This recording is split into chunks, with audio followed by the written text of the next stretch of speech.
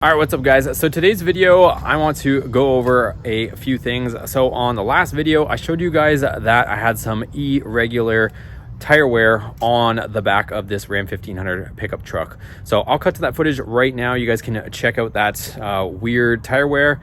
If you guys will notice, you'll see these little dimples here, which is, the tread pattern. So you kind of see them fade away. So they completely disappear here. And then all of a sudden, the other side of the wheel, they start to reappear as if there's no wear.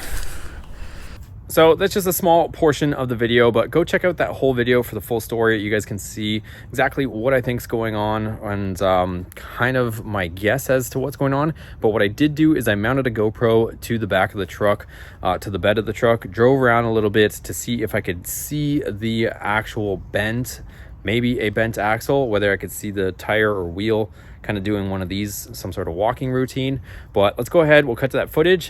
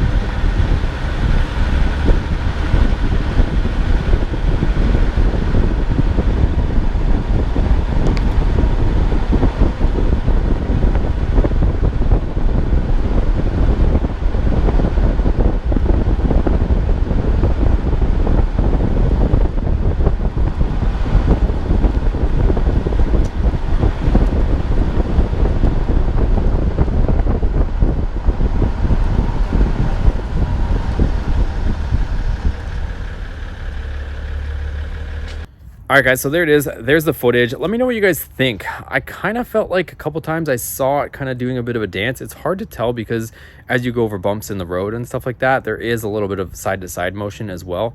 Comment down below if you guys still think it could be a bent axle. Again, this vehicle was in a crash on that side. Originally when I bought it, it had some sort of vibration in the rear, and then after about 30,000 miles, it's developed another vibration in the rear.